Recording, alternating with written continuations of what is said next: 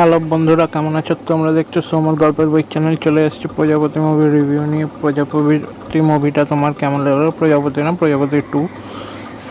এই মুভিটার আগে নাম ছিল অপেক্ষা, কিন্তু ফ্র্যাঞ্চাইজির চক্করে নাম করে দেওয়া হয়েছে প্রজাপতি 2 যেন চলে, কারণ প্রজাপতি 1 অসম হয়েছিল, তো পার্ট 2টাও খুবই ভালো হয়েছে। সো টেনশন নেই, টাকাটা জলে যাবে না। যারা দেবের ফ্যান আছো তো তাদের এইসব মুভি বেটারই লাগবে। মিঠুন চক্রবর্তীর ফ্যান হলে তাও গিয়ে মুভিটা দেখতে পারো।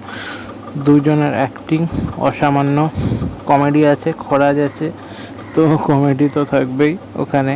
ও যেরকম যোজনা 108, 208, 74, 274 আর 69 এগুলো বের করেছিল, তো পার্ট 2তে এরকম আছে। কিন্তু গল্পটা পার্ট 1-এর সাথে কোনো রকমের কানেকশন নেই, খালি বাবা ছেলেটা এক আছে, ওটা বন্ধু হিসেবে করা যাচ্ছে, ওটা বেটার আছে।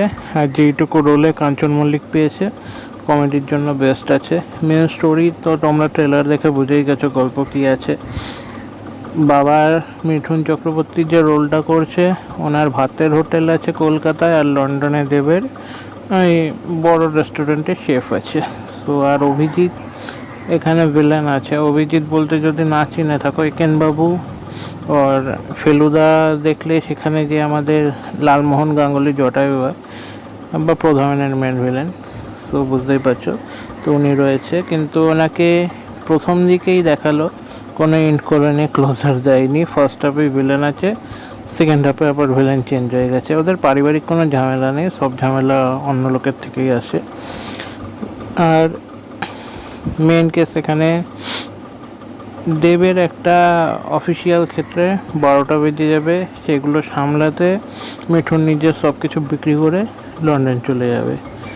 আর সিঙ্গেল ফাদার, ওনার দেবের বউ মারা গেছে আর একটা বাচ্চাকে মানুষ করছে, এরকমই গল্পটা মানে খুবই জানা, প্লটগুলো খুবই জানা, নতুন কিছু নেই, এটা নেগেটিভ দিকে বলা যায়। আর বইটা প্রচণ্ড লম্বা, এটা একটু নেগেটিভ আছে, 2.5 ঘন্টা। আমাদের যদি 10-15 মিনিটও কাটতে পারতো তো, বা আধ ঘন্টা, তাও 2 ঘন্টার মতন মুভি হলে ঠিক ছিল। পুরোনো বাংলা বইয়ের মতন অনেকটা টেনে ফেলেছে। ঠিক আছে, ভালো গল্পর দিক দিয়ে খুব ভালো, কমেডি আছে, হিউমার আছে যেটুকু আছে, আর দুজনের অ্যাক্টিংও প্রচণ্ড ভালো আছে। আর অপরাজিত আদ্র, ওনার ব্যাপারে তো কিছু বলার নেই, অ্যাক্টিং থাকে অসামান্য আই থিঙ্ক। মুভিগুলো ভালো। আর গানে যেরকম কিছু কিছু গান প্রচণ্ড এফেক্ট করছে, জিৎ গাঙ্গুলির গানগুলো করা আছে, সো গানগুলো প্রচণ্ডই ভালো আছে। কিছু গানে তোমার নচিকেতাও আছে। তো মুভিটা দেখতে যেতে পারো, প্রচণ্ড ভালো লাগবে, কোনো রকমের খারাপ লাগার কোনো সিন নেই। লম্বা মুভি হলো, আরামসে উপভোগ করা যাবে।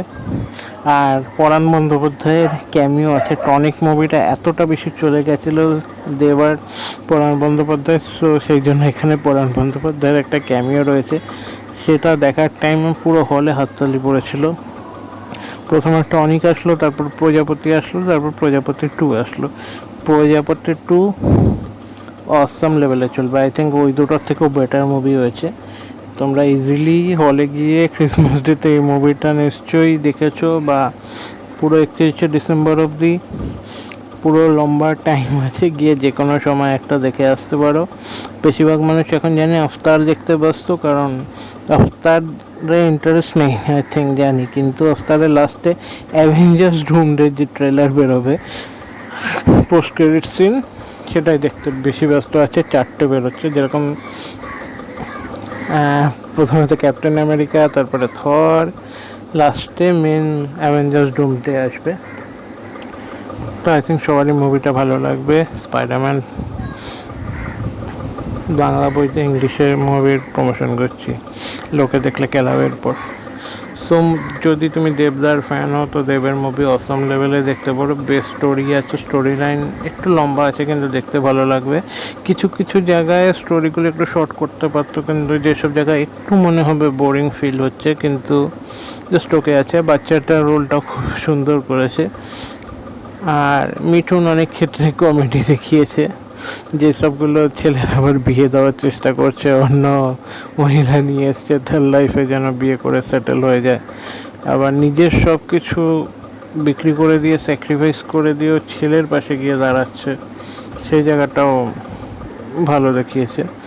সো বেশি বলে দেবো না, ট্রেলারে এমনিতেই গল্প দেখে ফেলেছো, গল্পের মেন স্টোরি কী আছে বুঝতেই পারছো। মোটামুটি 5 স্টারের মধ্যে 3.5 স্টার দেওয়াই যায়।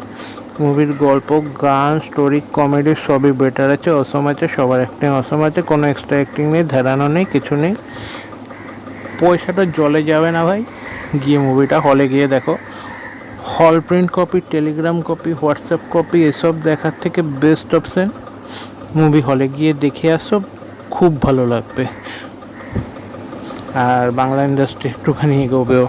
সবাই এত পরিমাণে মুভি লিক হয়, কেউ আর হলে গিয়ে অনেক লোকেই দেখতে পছন্দ করে না, সব আগে বাড়িতে পেয়ে যাচ্ছে।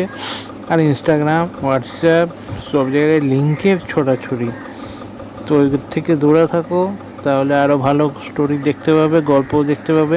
আর কাকাবাবুর কাকাবাবুর বিজয়নগরের হিরেন মুভি নিয়ে একটা টেজার রিয়াকশন ছেড়েছে, ওটা প্লিজ দেখো।